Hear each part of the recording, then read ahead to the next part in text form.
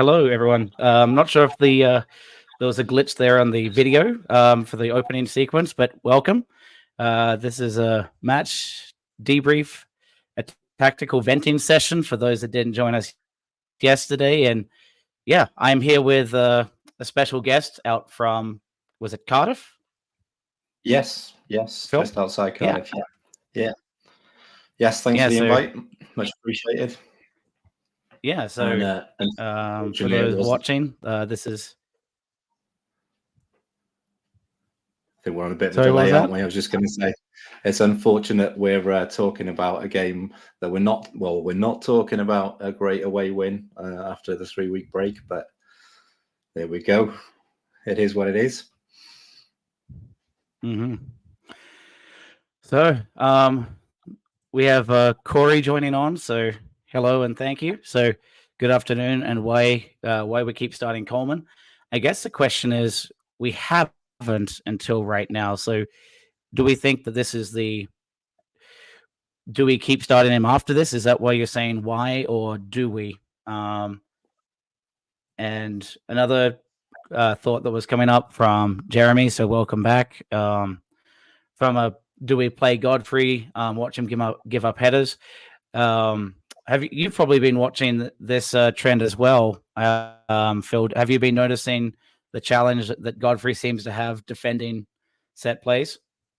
Yeah, I think it's the reason why Dyche doesn't feel that confident playing him at centre back as well, isn't it? Really. So Godfrey in general has looked in pretty good form in the last month or so, I would say, but he just doesn't want to play him at centre back, does he? So going back to the question about why we keep starting Coleman, it was the first game we played Coleman at right back for a little while because Godfrey's been playing at right back. But I think some of the challenges there where he's good at defending, but he's not great going forward. And I think Coleman would have addressed that a little bit better. So I think that's the reason why Coleman started the game. We know he's had games. We know he's had game time during the international break playing for Republic of Ireland as well. So it seemed like, to me, it seemed like a sensible decision to have him back in the team. But yeah, and I know it was that was. Yeah, and I think that's fair. I know, at least from Godfrey and headers, he's really good at winning headers against smaller opposition. But when you're up on set plays in the box, you can get out-muscled really quickly. He actually wins a lot of headers on the halfway line when they'll play hoofball to try and get it to a striker who'll win those. But yeah, the other point that we're making here, Phil, is Godfrey has been relatively, outside of headers, I think, pretty good defensively.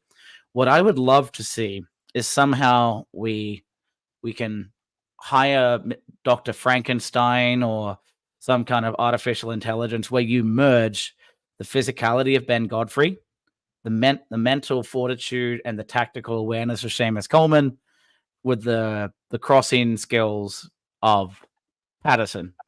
But alas, we can hardly afford to stay afloat financially. I'm not sure if you saw that. The newest financial numbers are coming in and it looks like we can't afford much more. We're in a dire straits for that. But yeah, I think Ben Godfrey is, I guess the question for you, do you think he stays in? Knowing that Coleman is now back, he's played twice, as he said, for Ireland and did quite well. But do we say just Mikalenko come back, Coleman go to right back, and we bench Godfrey? Yeah, I think Mikalenko was injured, unfortunately, wasn't it? And yeah, I think it was an illness, but he was out. Yeah, but it seemed clear from the game we've just seen that that he's clearly missed. And Mikalenko has been fantastic this season for me. Certainly in a defensive point of view, and I think had Mikalenko been fit, I don't think Godfrey would have been starting, to be fair. But there's also, I think we've got to take into consideration what happened to Branthwaite in the game against Bournemouth as well. So he went off injured, and I don't know if there's any news on how bad that was. But fingers crossed. For Anana, yeah, I haven't had time, unfortunately. I've been playing mostly on the video playback, but from what I could tell on the Dyche press conference, it didn't seem like it was too bad. Honestly, I think it could well have been more of a tactical thing, but it does sound like he may have been injured.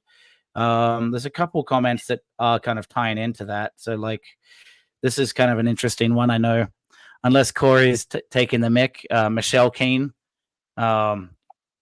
would be.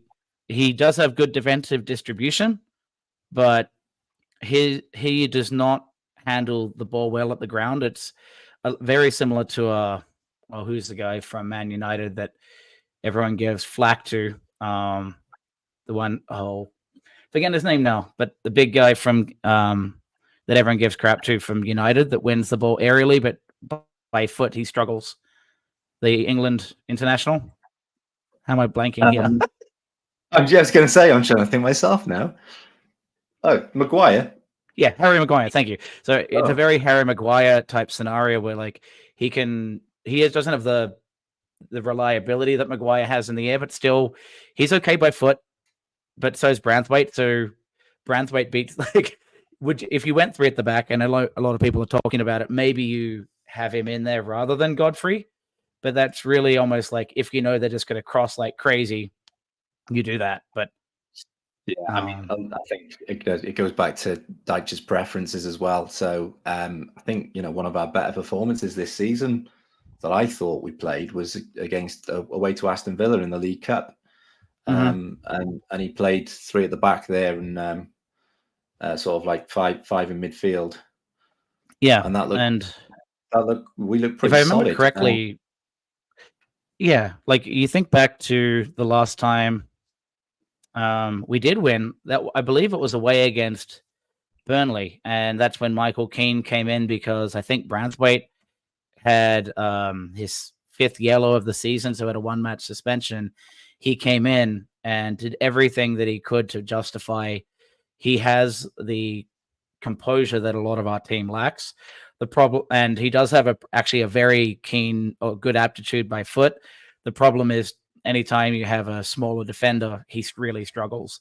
So, and we what was the celebration where he had his hand out, like the waiter against Tottenham, and gave away that penalty. So he's just prone to these lapses, but we're prone to so many lapses right now. You can either say we're definitely in a position where you say, all right, we are going to ship in goals anyway. We may as well have better offensive numbers.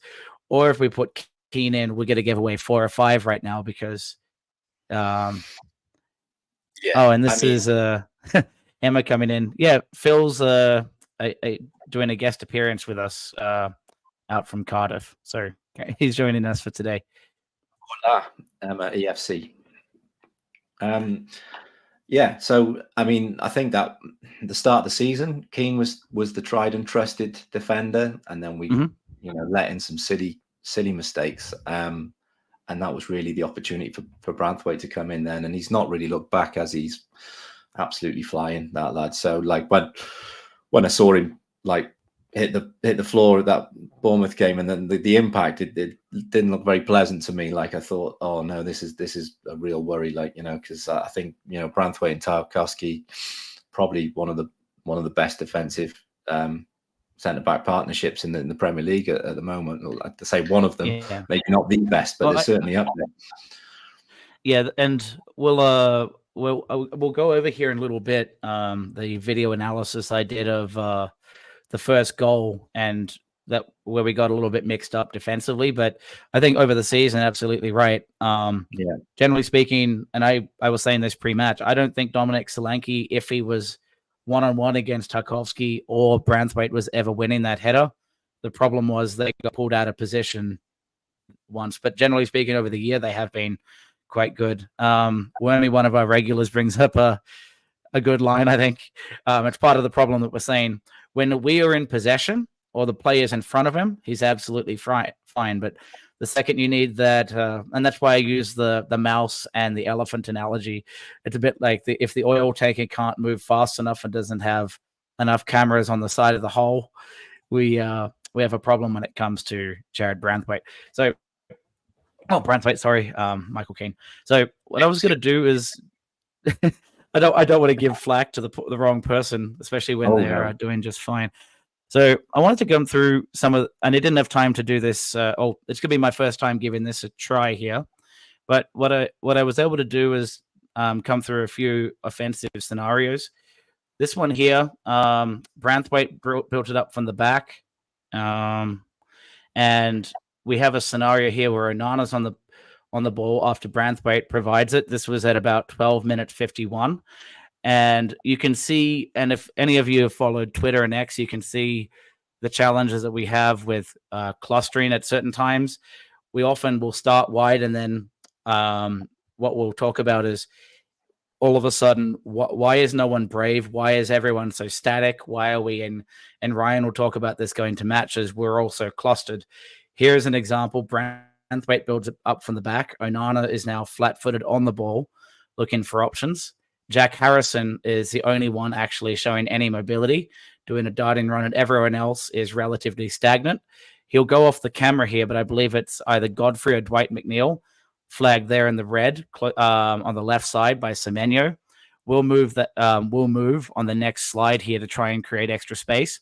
But what you'll notice real quick is all of a sudden Onana releases the ball after Harrison does an arcing run and cuts back to the middle. But again, all the other midfield players have stayed relatively stagnant.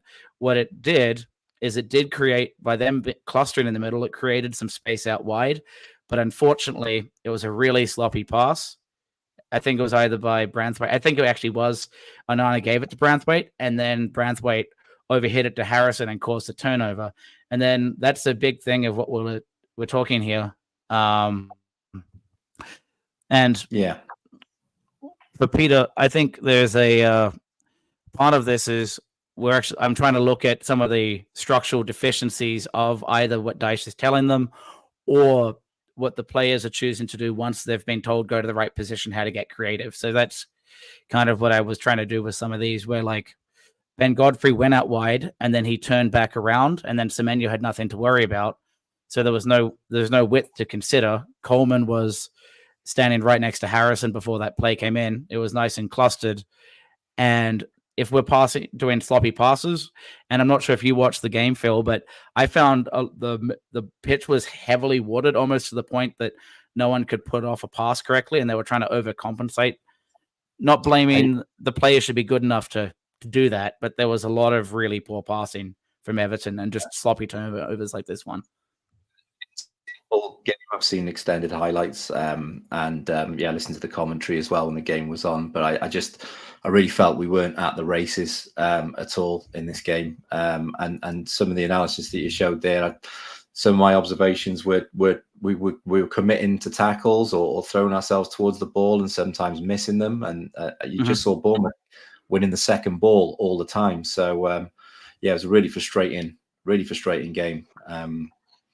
In that sense, I was hoping after the 3-week spell, they'd taken themselves away to have some time together to sort of regroup a little bit, and I was hoping that we would see something a little bit different in this game back. But they didn't seem quite at it at this game. I've seen us defend far better than this game.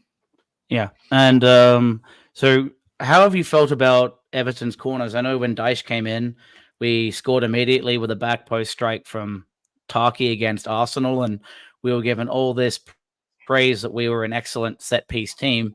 Do you feel that we still have that strength, or are we starting to get very predictable, very flat?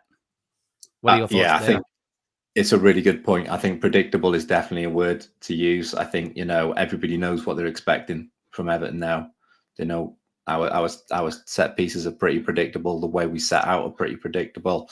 And it means we're just not creating chances. You could see there's one time when we felt confident whenever we get a free kick near the box or a corner, but that sort of confidence, even amongst the fans, doesn't seem to be there now. And I think there's a little bit of an area to address there in the delivery. I think that we're kind of reliant on a handful of players to provide an excellent delivery, and those players are not really in the form they need to be. Yeah, and McNeil, for example, I didn't pull up all the statistics for crosses and cross efficiency, but he was quite flat, even though he was the one doing the crossing. But he's one of those people that if he's off, we're in a really sorry state. So the other thing, and I don't know if you noticed that as well, for the first 5 to 10 minutes of the match, and it's kind of going to what Emma's asking, They had all expenses paid, clear the mind, get some practice in Portugal before going on to the international break. And what do? For me, what I noticed is Everton, like very similar to like what Man United and a few of teams that are doing certainly better than us, but we try to let other teams play out from the back. We trap them, we have a quick turnover, and we try and beat them on transition. Did you notice that as well at the beginning? Like the first 5 minutes of a lot of games, Everton actually look really dangerous, and then all of a sudden it goes away. So yeah, I think we lost a bit of energy certainly, but yeah, it from what and I'm thinking like the last game I went to at Goodison was against Man City in December, and Man City can play from the back and just play through teams. Obviously they're like the best team in the world probably, but like we were kind of selective in terms of when we pressured them, and that seemed to be quite effective certainly in the first half, but in the second half they turned into an extra gear basically. So yeah, I think the way Dyche has them sort of trained is essentially just try and spot your opportunities and don't constantly pressure. But yeah. it does feel like we've taken our foot off the gas a little bit in recent games. That's what it looks like to me anyway. Yeah, and what it's tricky because you'd have to imagine, and we're not in these players' heads. We all feel that their foot's off the gas. It seems like they're devoid of ideas. And why I wanted to highlight that other play, the one where we just had everyone was stagnant. Those are scenarios where we have the ball, because they realized in the first 10 minutes of that match, Everton were actually going to score against us if we played from the back too often. So they started doing more long balls, giving us the ball and saying, well, what are you going to do if the goal is for you to take the ball off us? I double dare you, kind of thing. I'm giving you the ball. What are you going to do with it? And then we didn't have creative movement. We couldn't create space. We clustered in the wrong way. We shanked the ball too often if we tried to be fast, or if we took lots of time. James Garner can look excellent in the ball, move it around, but it's always back to Branthwaite to start again, or to Pickford. Yeah. So what I wanted to do as well, and I wasn't able to go through the full match highlights, but I was able to grab an example here from about 14 minutes and 43 seconds was on the time clock. So this was an example of one of the short corner scenarios where if you look at Everton's setup, they have, I think it's Harrison on the outside of the box, James Garner as well, and Ben Godfrey. And we have maxed out size-wise. We have Tarkovsky on the keeper, Branthwaite, Onana on the back post. We have Doucouré and DCL potentially able to run into that space that we've created. And then after that ball's released, where it ended up, again, it was right on the keeper's head, and it worked out later on. And it allowed, if the ball spilled, we had a whole bunch of space. But the other thing to remember here is like we have James Garner and Godfrey looking ready to react. And was it Kluivert, number 19, being very flat-footed? But we create a lot of space for spillages, and we don't really utilize that space. We're not first to the ball in these scenarios where we talk hunger. A lot of times in these little spaces here, which we create for ourselves, do we really utilize it? And yeah, Peter Duggan's talking about getting numbers in and around the opposition box. This is an example where we did get some numbers in the opposition box. And if you have too many people on top of themselves, then the whole goal is to create, either you win by being slightly taller. And then the other component, if the ball comes down to someone of, let's say, the smaller cohort of the 5'8" to 5'10" that are a little bit more zippy and want to get to that first touch quicker than the others. Everton haven't been first to the ball in the attacking third enough.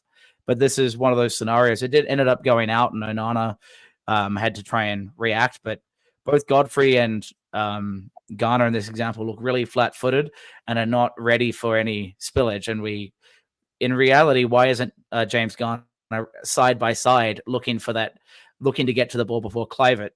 That's the kind of stuff that I think really bugged me. So that was an interesting look, because even on the short corner, we still play that crowd the keeper, hope they make a mistake. And you know what? We did in the second half.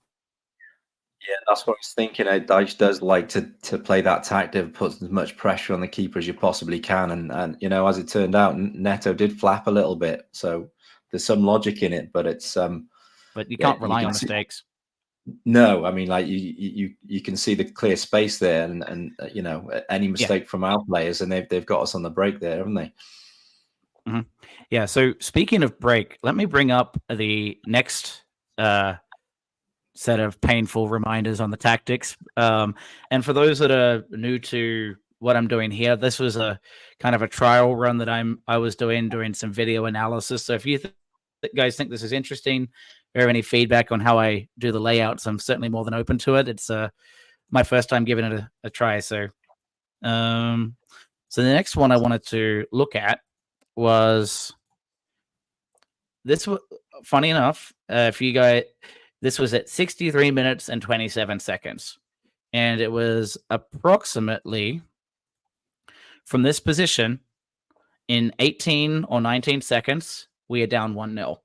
So this scenario, Branthwaite had brought it wide to Harrison on the touchline. He actually did quite well, taking it off his chest, bringing it into the middle.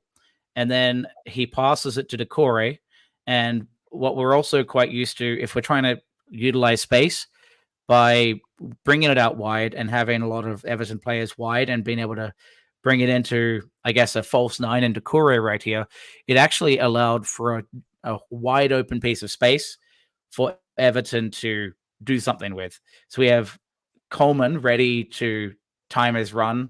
The second Decore gives it back to Harrison. McNeil looking sort of just positionally to occupy, I think it was Lewis Cook. Onana being the pass back option and just being aware of a turnover. But Decore's next touch is where it absolutely kills us. Instead of passing back to Harrison, he actually just shanks it. And this is right when I said he needs to get off the field. I think he was quite poor in possession, but he knew he was in the right spot, but didn't do it. So then what happened is you have Decore hands on his head going, oh no, what did I just do? Coleman has to turn around. McNeil's about to get going. DCL has to basically play as that number 9, but is nowhere near able to recover. And all of a sudden, we're in a position of being counted on. And one of the, back to what Emma was saying about what we were doing in Portugal, I'm not sure in Portugal, but they did show a lot of examples in that sort of like, was it Thursday video where they were doing 2v2 attackers switch in out of possession into possession, try and score goals. This is a perfect example that Everton aren't good enough in defensive transition.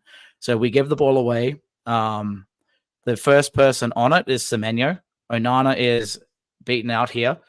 And very quickly, it's Semenyo breaking the lines, and there's a lot of recovery players that are involved in this. So the next play or slide I was going to bring up at 63:36, we have Semenyo is now carried down the field, and Coleman has come back after him being in an offensive position. Tarkovsky and Branthwaite were back at that time. McNeil is starting to make some good recovery runs. Onana looking very flat-footed and not really into position fast enough here. And then you have Ben Godfrey running to the back post. And what I think when I talked about bravery and taking risks, this is a perfect example of how much Bournemouth are willing to commit to their counterattacking opportunities. So I believe it's Lewis Cook right at the halfway line. He's starting to get involved. You have Tavernier, who's wide left. And the other thing that's really important here is Dominic Solanke going out wide right. So all of a sudden you have players switching directions the entire time, and almost all the Everton back four are in a recovery position, looking over their shoulders, needing to swap over and change who was in charge, like who was going to what position. And what it led to was Tarkovsky covering Solanke. And that was, I think, the start the start of the end here. So because of that, because Tarkovsky covers Solanke, you then end up having Branthwaite coming through the middle, kind of running almost parallel to the line that McNeil and Coleman made here, and he's going to follow Semenyo. So then what we see is, let me get my right time slot. at 42 seconds, so 6 seconds later, we have now progressed further down the field. We have, I forget the guy's name on the left side. He had just come on as a sub. He was the one that was doing the overlapping run from the halfway line. So Tavernier had received the ball from Semenyo and had done a little darting run and is now cutting back into the middle. We have Branthwaite out of position. We have McNeil, who had came back to cover, but Branthwaite had covered Semenyo and is still kind of following him through the middle. Coleman now is not sure who to mark, and we have three players play. And if you factor in Tarkovsky as well, all kind of in a tiny little zone that aren't really covering a whole lot of position. So what then ends up happening is the ball gets released to their the left, the overlapping fullback flagged there in red. Semenyo runs into the middle, making Tarkovsky need to go and cover. So he pulls him even more out of position to help Branthwaite out. And then it's leaving. And if you look right here, Onana is not really doing much. He's just occupying spot on the edge. And you also then look at Ben Godfrey, who's running the opposite direction right now, trying to be into recovery position. So he's not even really ready to receive a cross that's about to happen. We can see the space. We know the cross is coming and he's going the wrong way. So then the kind of final nail in the coffin when they release is this one. So then what happens? Semenyo's now ran back to the middle. Tarkovsky is pulled a little bit out of position. And now to be in the right spot, according to Dyche's system, Godfrey's now too far away from Solanke, who he was closer to it only like 2 seconds earlier. Coleman needing to run way out of position when he was joined with McNeil and Branthwaite only a few seconds ago near Tavernier, and he is nowhere near close enough to block that cross. So now you see this really interesting shell. We'll cover the outside, but there's way too much space for Solanke and Semenyo, and it was an effective chip over. Tarkovsky wasn't able to get close enough to either Semenyo or Solanke, and Godfrey was nowhere near close enough to apply physical pressure. And in my view, but I know there's been a lot of conversation on it, do you think Pickford should be saving this one or coming out for this? I think it's a tough one, really. I think the ball's it does go into the danger area, but Pickford is, if there's any sort of weak spot about Pickford, you'd have to say it's his confidence in coming out and being a presence, and when there's sort of some tall players in the penalty spot. I think that's one of the reasons why he hasn't come flying out there. But you'd also think, I mean, the way they've been playing recently, there's enough there to get the ball out, but you can tell from their positioning, it's not as smooth as it has been in the past. Mm-hmm.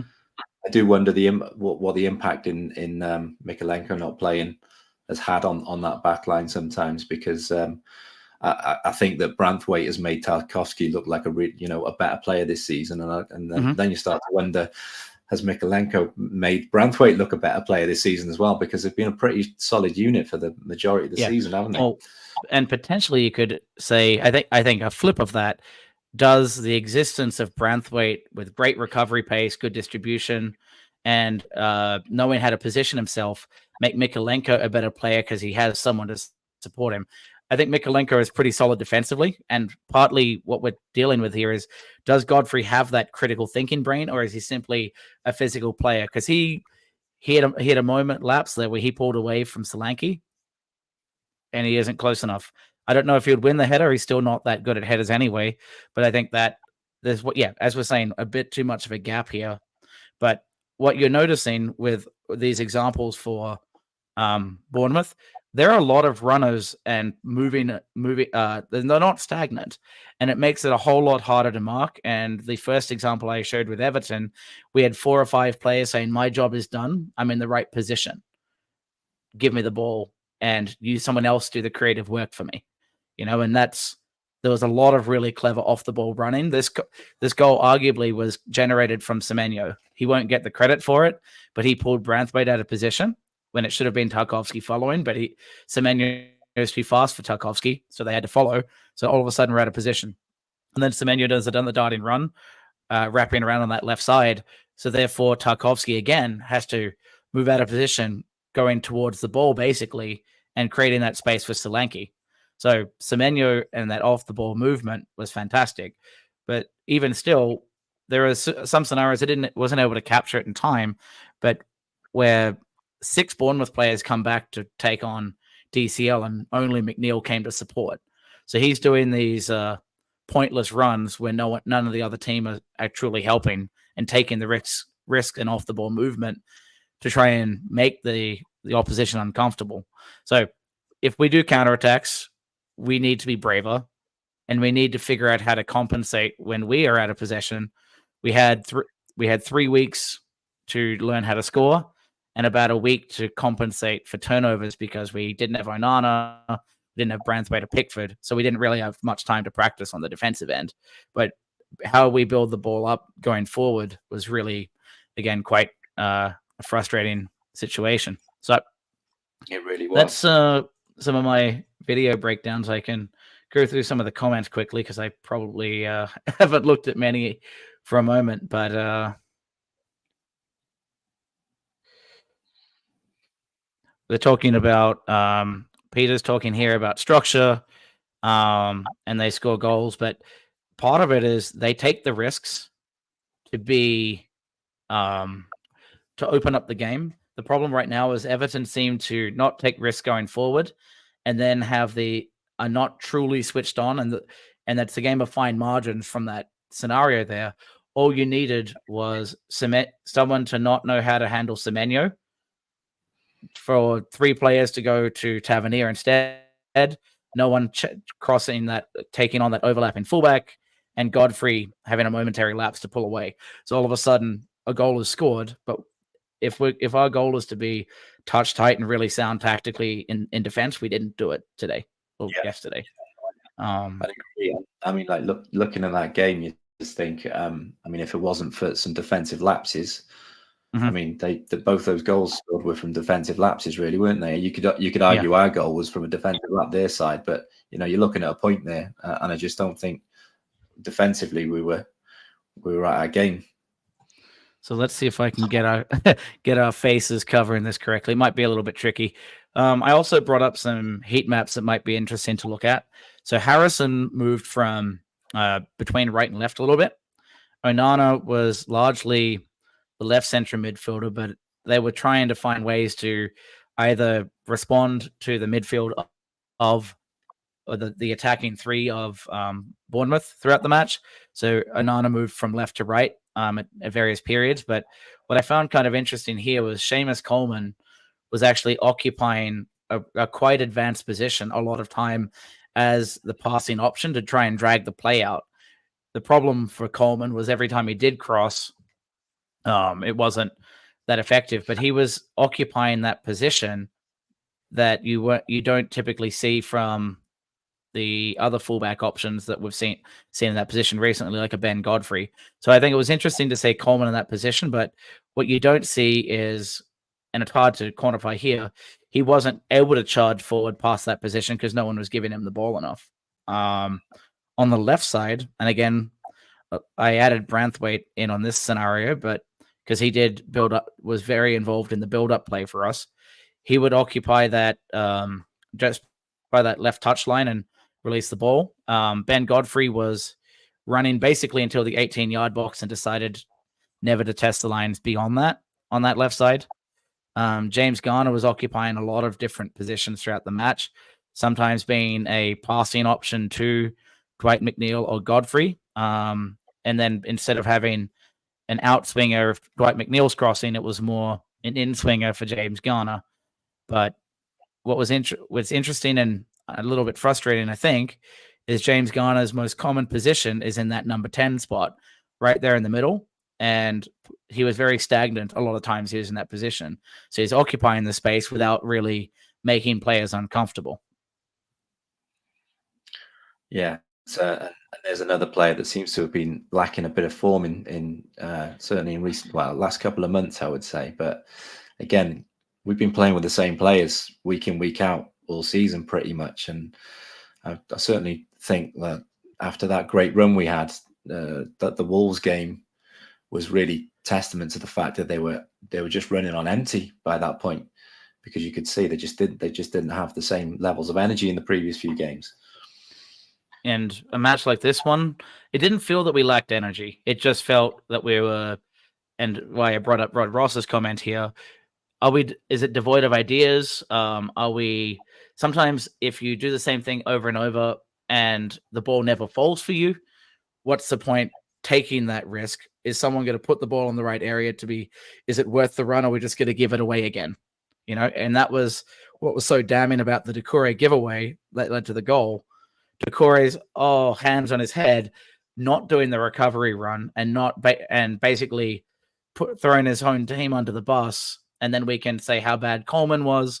We can go after Tarkovsky, Branthwaite, McNeil, the whole team, except for the person that caused that sloppy giveaway. So if we're giving the ball away so cheaply in those positions, you can kind of understand why people aren't making those darting runs and those I'm going to volunteer my effort off the ball to allow the play to happen, because what's the point?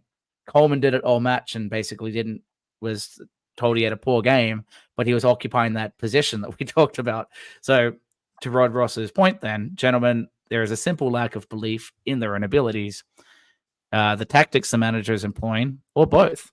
The technical term for them at the moment is shitbags. Hard to say. Yeah. And that's a pretty good one-liner that sums up what we've been showing. I think he's got a very valid point when it comes to the belief, though. I think there's a lack of confidence in our convictions at the moment, and I think we had that going back a few months, but we seem to be lacking it now. We're going to need to find something. We're going to need to find something soon, because we've got some big games coming up. Yeah, and I think anyone in a professional environment will feel this too. You can work hard, and if rewards don't kind of happen, you don't get those wins from time to time. The inspiration to do the extra, other than being there and still working hard, but not truly doing what Bournemouth did to us and actually busted a gut and took those risks. I think that's a huge component. If we can get a victory in any way other than saying we're all shitbags, right? If we can find a way to get across the line, all of a sudden, maybe you start seeing the enthusiasm and vigor that we saw a little bit earlier on in the right around November and early December, when we beat, was it Burnley, Newcastle, Chelsea, and Brentford, all back to back, something like that. Yeah, where we actually looked quite comfortable and competent. So another thing I wanted to bring up. Oh, sorry, go ahead. I was just going to say, a lot of those teams are starting to look like they're getting their act together a little bit now, and we seem to be in a real rut. So it's a real worry, but a lot can change in a game. So let's just hope that we get our shit together very soon. Yeah. So I'll quickly bring up another line from Wormy, because I think this is exactly where I was coming to. So we were talking at the very beginning. The goal was our job is to take it off them and expose them for being out of position because they're trying to make creative runs. The second they realized that wasn't working, they hoofed the ball up to us a lot, trying to go to Semenyo or sometimes Solanke, and it wasn't really working. So we ended up getting the ball a bunch. And then it's what are you going to do? And the field was pretty wet, like kind of soggy wet. So it was passing through the middle was poor, but the overlapping runs and the creativity wasn't really there. So then you say, well, what do? Well, we pass it back to Pickford, and maybe he will make a 1 in a million pot shot, find the gap between the fullbacks or the center half and the keeper, and DCL will time his run. He went offside a bunch trying to do that, and it wasn't working. So we're really used to that, and I think we're a really tiresome tactic that we've been seeing. The other thing I wanted to bring up here, yes, again. I was just going to say, it seems to be a much more common trend now that we're just launching the ball quite high and long at the Dom, and I've seen a lot of criticism for Calvert-Lewin in like recent months, but it's a pretty thankless task playing up front for this team at the moment. I think it's quite clear to see that the quality of service is just not there. So you've got Dominic Calvert-Lewin up front, and we're just pumping up long high balls up to him, and then he gets substituted for Beto, and then Beto they're just playing it quicker and further forward when Beto comes on as well, because he's just got that little bit of extra pace and power there. But yeah, it's not great service. Yeah. So Kuzari, I forgot where he calls in from. I think it may have been Thailand, but you can correct me there, Kuziri. Everton always win the ball in great positions, but don't create anything concrete. You can't blame DCL. There are no playmakers. Yeah. I think that's great. A few years ago, we had a bunch of number 10s, and now the best number 10 is Jack Harrison. Or you could say if Doucouré's legs actually work again, maybe Doucouré, but he seems like he's running injured, don't you think? Yeah, I mean, it's just going back to that point. I think, Calvert-Lewin was in a great vein of form under Ancelotti, and people are saying, if we got maybe he's not going to see those levels ever again. You'd have to point to the fact that we had James Rodriguez and Luca Dean in the team that were providing most of the service in that. So I think Calvert-Lewin's missing as many chances as he was in that team, really, but he's just not getting as many chances created, and he's not getting the quality of the service either. Mm-hmm. Yeah, and I know I don't want to be a DCL apologist, but I also don't want to be a true DCL hater when it's not justified. I think he hasn't been like the second strikers are so much about form. He's kept himself fit, but it seems like sometimes he's playing within himself. It seemed like he was closer to like a more confident DCL with his passing today, but a lot of the link-up play let him down. So either is he put himself in the wrong position a lot? You're seeing on the heat map, he's occupying the number 10 position because Doucouré isn't. So is it DCL's fault that he's trying to get in the game by being that false nine? Very similar actually to Neil Mope last year. Then we said he looked okay doing link-up play, but then he wasn't in the right position. Part of the problem then, how do we get someone in the right position? Because you then look at not just in that number 10 kind of that outside the 18-yard box, you do see a lot of both DCL and Beto. The heat map is a little less heaty because he wasn't as on for as many minutes, but they both occupied spots right around the penalty spot or the 6-yard box. Yeah. It's a tricky one, isn't it? I think I've seen on the chat somebody mentioned we don't have any playmakers, and I suspect there's a link there with we don't have a huge amount of creativity in the center of the park, or someone who can perhaps beat a man, and sort of like bring that next person to come, to challenge the playmaker, and they can release a pass, and Calvert-Lewin's through. I mean, he gets those positions sometimes, but there's just the ball's not coming. So I think, he's dropping back a bit. He wants to see a bit more of the ball. It's a tough one to work out who should really be occupying that position, though. I think Garner's probably our most creative player. And then, you'll probably see shouts for Andre Gomez to be on the pitch as well, because he can pick a pass as well. But you just don't know what you're always going to get with Gomez, do you? Yeah, and when you're saying we're asking for someone to occupy that space, it's either because Dyche told us to, and I do think what the Blue Skies are saying here, the tactics are definitely restricting certain players from playing their best football. Yeah, it's hard to, since we're not in the room with them, you never know what he actually tells them. But based on how they play and how they don't seem to take risks, it feels like Dyche is telling them to not take risks. I can believe that. Yeah, I mean, what you do when you've got how many games is it without a win now? I mean, I think it's 12.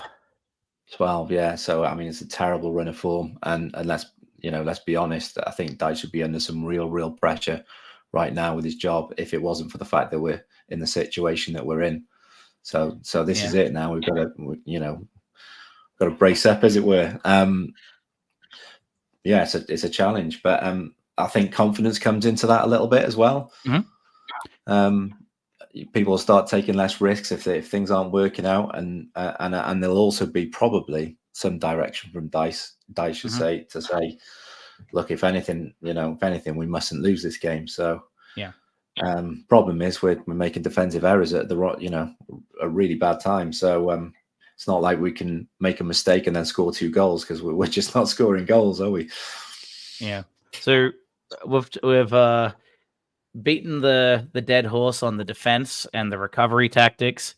I think the next question is, so what do we do next? Because if we say it's not really DCL or Beto's fault, in particular Beto, he's scoring, he's starting to get more involved. So I think he's doing everything he can with the limited minutes. But it seems that we have two different kinds of forward play, but the number 10 is incredibly important to that. And I think, do you see it either being Andre Gomez or Abdoulaye Doucouré? Do you see them playing together? What are your thoughts there? Oh, that's an interesting one. I mean, I think if you're playing both of those in the same team, you're probably looking at a slightly different system. Maybe with three in the centre midfield potentially. So maybe Onana at the back, Gomez in the middle, and Doucouré pushed up a little bit further forward. A little bit of a V shape. Maybe Gomez is on the left, Doucouré is on the right, and someone's holding down the fort. Because what I was screaming for, we'll see if it happens. But screaming for is wrong because I've been screaming for Coleman. But either if James Garner needs to be on the pitch, I think right back or central midfielder are okay for him. He doesn't look as good when he plays in an advanced position. He looks like he's comfortable progressing the ball from deep and then getting the ball with momentum as he's already running. So if you decided to say we need a fifth player at right back, maybe James Garner goes there, and then you have that little V shape, as we're saying, with Onana sticking back. The other option is because would you agree with this, that if we've got two ways of attacking other than set play, one is we try and counterattack, and that's where Beto and Doucouré are the most effective because of their pace, breaking the lines. They're a bit sloppy. They're big, muscular characters, not afraid to knock someone over and be in dangerous positions. And then the other option is building the ball up from the back. That hasn't been working too well. DCL is the target man that's pretty good at one-touch hold-up play, but then doesn't receive the ball back, and Andre Gomez looking to diligently make a pass. Yeah? So do you see where I'm getting at? That maybe you have this challenge of, we need to be more creative than just, hey, those first 10 minutes, that's great for Doucouré and Beto, and then the rest of the match needs to be DCL and Gomez. But you know what? You need to be able to do both. So can you play Gomez and Doucouré together? Would it work? Or do we just sub off Doucouré because he looks like he's injured? And he didn't occupy, neither of them occupy the number 10 spot on this heat map, do they? It's a tough one, isn't it? And I think that Doucouré right now would be fasting, so he's not, right, Ramadan. Yeah, that's probably a factor for sure. Yeah, so he's in a position where he's competing with like top athletes. Obviously, he is a top athlete, but he's at a slight disadvantage. Oh, absolutely, there. Yeah. So I wonder if that has any impact on him at all. But yeah, I felt that he perhaps dipped a little bit around about the same time last year. But yeah, it's a tough one, and I think with the Gomez situation, he can look fantastic sometimes, but other times he's just really not on it, and he's a little bit, he can make mistakes as well, and I think Dyche always just will always lean towards that person who will give him 7 out of 10 game almost every game, rather than maybe an 8-1 game and then a couple of 4s the next couple of games, so. There is that element. I can agree, but don't you think Doucouré's been that though? He's either a 2 or an 8 a lot.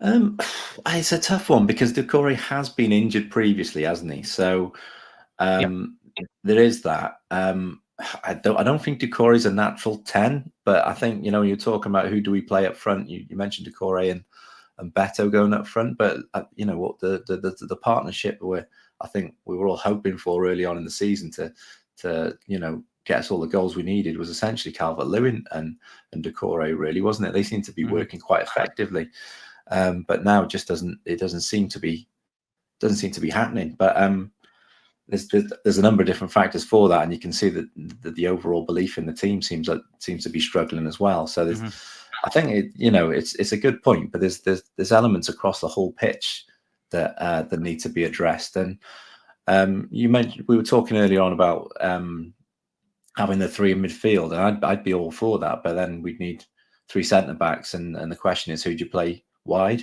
Now, I feel our wide players have really struggled in recent times, Harrison and McNeil, but we don't really have any other options there, do we? Just especially as Danjuma's out injured. Dobbin's out injured as well. He injured himself in Yeah. training just before the match. Mhm. Not saying he's even if he was playing well in training, I'm not sure he would get a slot. Ashley Young Yeah. seems to be the 10-minute replacement, but he looked terrible on the weekend. Yeah, he came on in the first 5 minutes. He fouled the player, and then He nearly fouled the got red player. carded from all his fouls. I was like, how? It's just such a worry, isn't it? It just makes me nervous.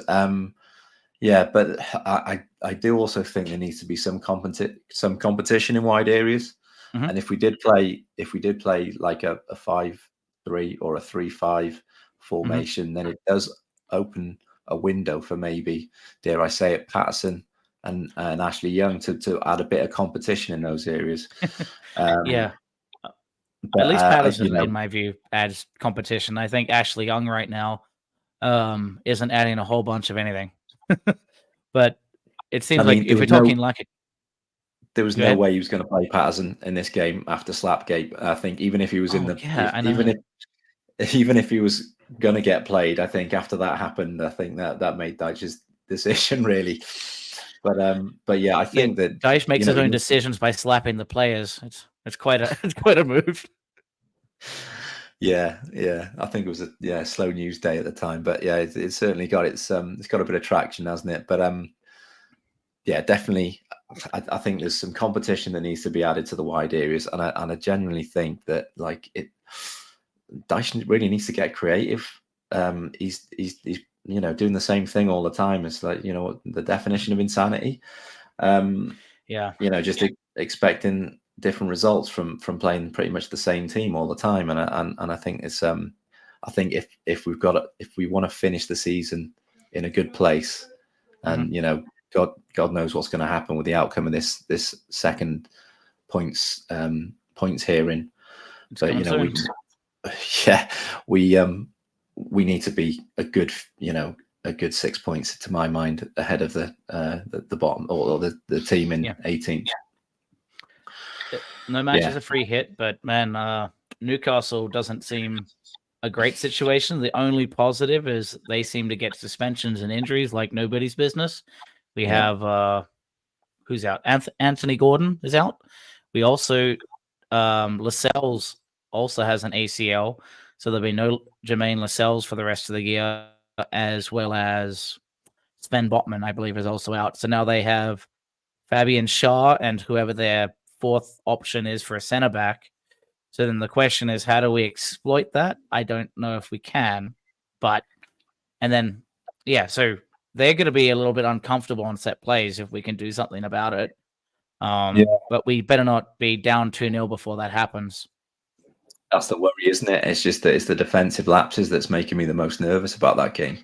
I genuinely think we've got enough to really get on the Newcastle players' nerves, and in turn that get on the Newcastle fans' nerves up there a little bit if we can just kill the game off a little bit and then play for scraps as we have been. But I was thinking, probably about a week or so ago, I think it was certainly before Dobbin was injured anyway, there's a lot of teams that have done well against Newcastle have been put in a fast player against Dan Burn, and using his lack of pace with a pacey player. And I'm thinking that would be perfect for Lewis Dobbin. But Dyche hasn't really shown as much faith in Dobbin as I'd like to have seen. And now, unfortunately, he's injured. So that's that one gone because, he's Dwight McNeil's not going to scare Dan Burn at all, is he? But no. And I think if we're talking pace, we know we don't have Danjuma yet.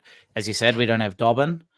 Harrison is slightly faster, but still not fast enough to scare anyone. McNeil is 60% speed, 100% of the game type player. So then you say, who else is on the bench? And which brings back Patterson and Domingo 77's point. So when Coleman did break into the team, it was a very similar thing. He was raw, energetic, enthusiastic.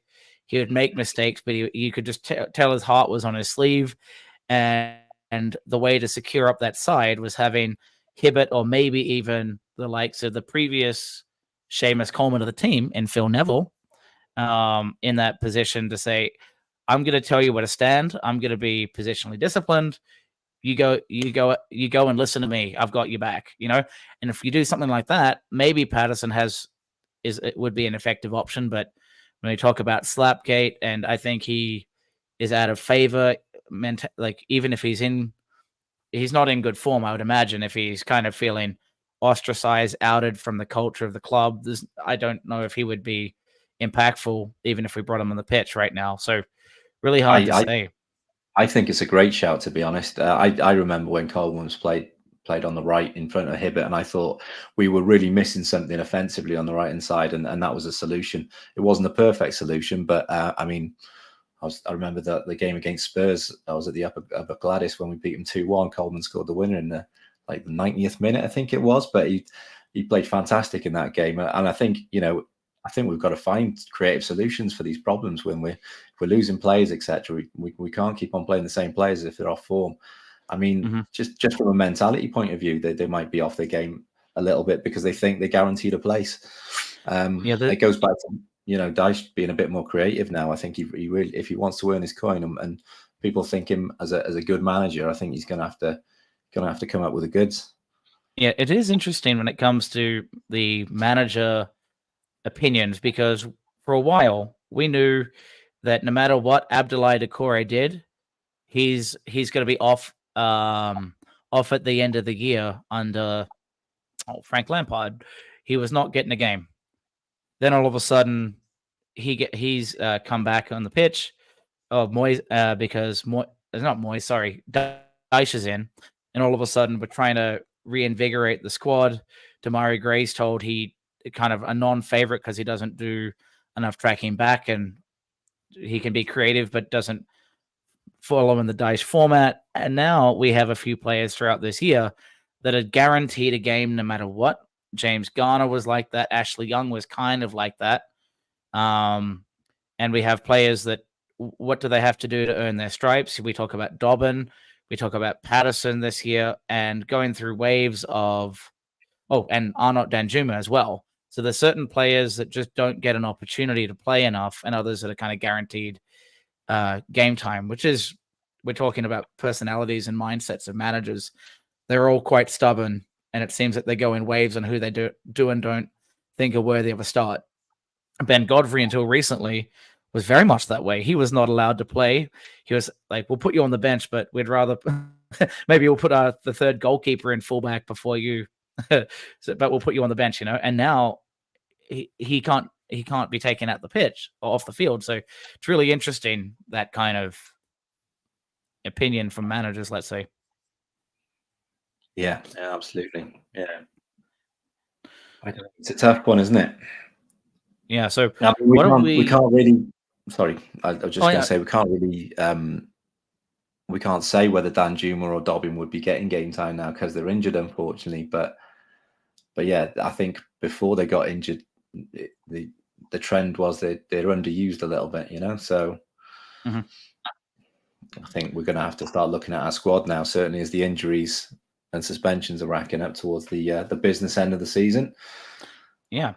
So what do we go with this? Since we've been doing more of a tactical rundown here for a bit over right around an hour. So for everyone staying on, we've got over 240 lives. So thank you for everyone who's been watching along on a wonderful Sunday evening or Sunday lunchtime for me here in Arizona.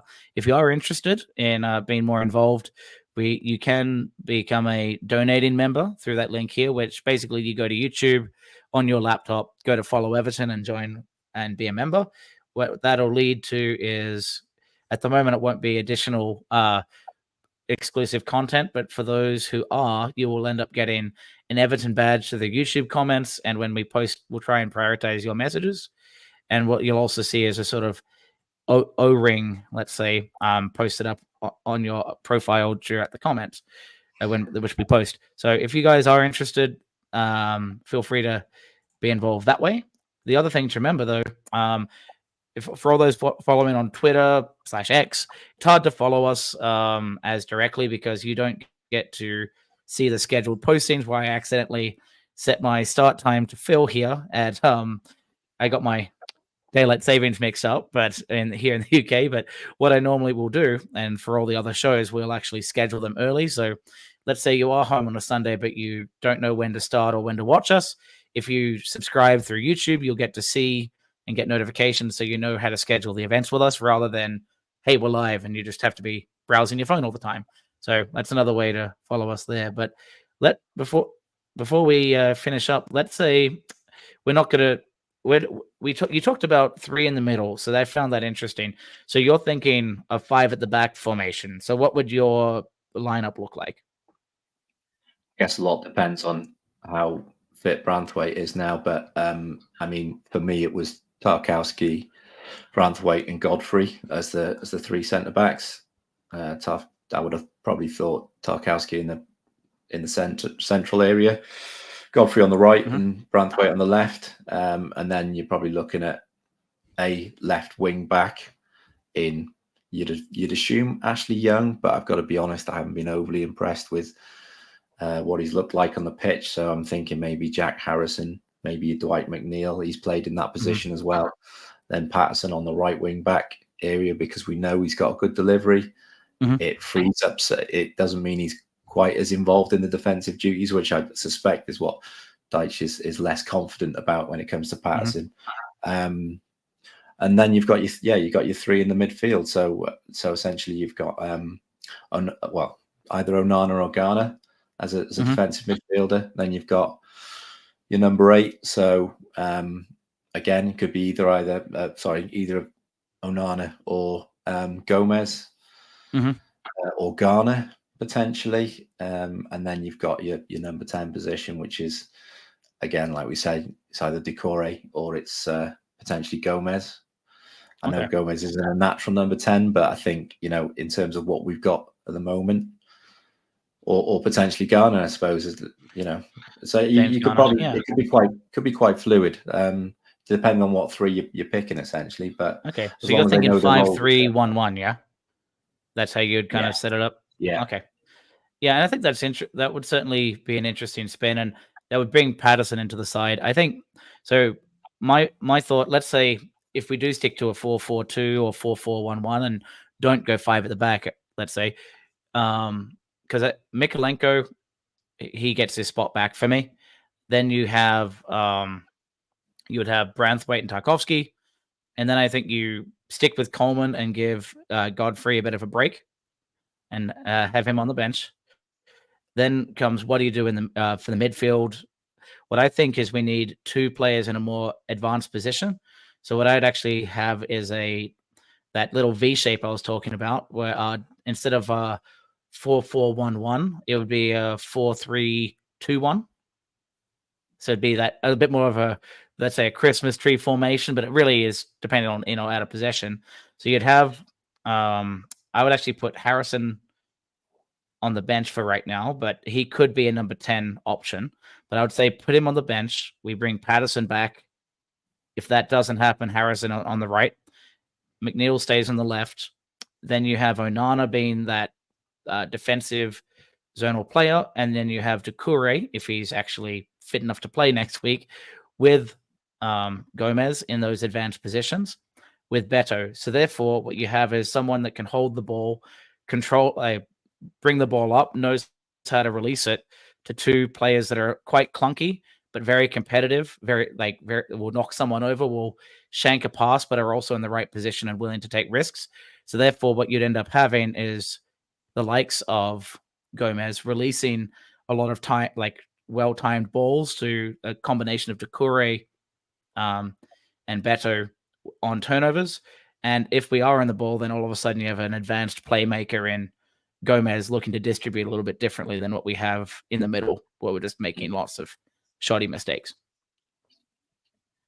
Yeah, we'll see. That could work. Yeah, I mean, we're talking about these formations, but I suppose would Dyche buy into any of our suggestions? That's the question, really. Well, we are the noise, Phil. We make the noise. Hopefully, he listens to it. Yeah. So this looks relatively similar to what you were saying, but instead of a 3-5-1-1, it would be or 5-3-1-1. Sorry, he's Mr. Blue Skies is saying we need to get Chimiti back in basically, and in this setup we're instead of who was your other one? Did you say you're going to keep Godfrey in the squad? In the lineup for you as a centre back, yeah. I think that's where he's probably had his better performances for us as part of a back three, really. Certainly under Ancelotti, anyway. Or maybe I'm just dreaming of better times, but so that's an interesting formation. I noticed is that Ghana's defensive midfielder as well? Yeah, so I guess it would make a little triangle rather than a V shape in that middle, and then you have. I guess I haven't seen enough of Chimiti to know how he'll play, but it's like, do you roll the roulette, the Russian roulette, roll the dice, and see what Chimiti does because he seems passionate? I mean, he looks like he's doing well at like under 21s, or under 23s level. Yeah, someone with confidence in a winning team, just not the first teamer. Yeah, and then welcome him to a team that's not winning. I suppose it's a risk again, but I'm quite surprised there's no room for DCL there, but there's room for Beto. But it's an interesting setup. I just looking at that one, I think we're just perhaps lacking a little bit of creativity there. So we've got Decore in midfield as seemingly our most advanced midfielder. And I think that the problem we have with Decore is he's not really number 10, is he? Really, he's not a creative player as such. I think naturally, it to me seems like a number 8, but he's also very good at pressing. Exactly, and he knows where the goal is. So that's why he's our most advanced midfielder. Yeah. He's more advanced because then out of possession, it's that 4-4-2 positioning where you have DCL and Decore the most advanced, and then that next line of 4 kind of closes the gap. But yeah, the problem is, and I think I highlighted that on the turnover that led to the goal. If Decore is just shanking the ball left, right, and center because his legs don't work because he's got a couple worn out hamstrings, he might be, and I'm sure if he's trying to recover from injury during Ramadan, that must be a tough time for these players. If you needed to hydrate and recover, it's probably quite difficult for a lot of them. And Decore, if he's coming back from injury, trying to recover and recoup, it must be really difficult. So I honestly don't know if we can have Decore as a true number 10 because he gives the ball away. So he makes the play, but he makes the play for the opposition more than he does us. For Decore, he's very much works on instincts. He's a fantastic instinctive player, but sometimes when he's given enough time to think about things, it doesn't always work out for him. I think that he's not the kind of person that's going to unlock a defense as such, but he will be there pressing the last man, making him forcing mistakes, etc., and then just getting in the right spot when we get the ball into the box. Yeah, I think Peter's got. Let's finish up with Peter's one, and then we may wrap up. So, I think what he's trying to go back to is kind of what we were talking earlier. We want bravery and people willing to commit in the box, get the numbers, and have people being able to get the second ball, the scraps. So, if you have Beto and Chimiti, I suppose what we're saying here is that DCL doesn't have that grit, that aggressiveness to get in those positions enough. Chimiti and Beto have more of it. Feeling that Danjuma unfortunately is injured, so if he comes back, fantastic. Harrison on the left because that's his natural position. So then you're doing more of the original 4-4-2, and James Garner and Abdoulaye Decore can play a very similar role. Decore will give the ball away a little bit more, but he's more aggressive and more willing to make those runs into the box, and Onana will hold back. And outside of that, I think he's saying Patterson is the future. He may take some risk, but he's willing to advance on that right side, so it's worth giving it a shot. But this is probably how we get Luton-type scorelines. we lose 5-3 now. But it would definitely try and shake up the squad and go for it, Yeah. And well, it's a 4-4-2 as well, so we know Dye should be up for that. Just not telling him where to run. Yeah. And Israeli Blue's been joining us over the last week, so again, welcome. But yeah, outside of that, I know we've talked for an hour and 10 about Everton tactics after a pretty dull match, but a lot of it's just the subtlety of these little things. Where are you positioning? How do you recover? And doing the fundamentals that at Premier League level we should be doing, but we weren't seeing it. So any final words before we sign off, or? I don't think so, Chris. It's been a real pleasure. Thank you very much. All right. And thank you, everyone, from around the globe. Till next time.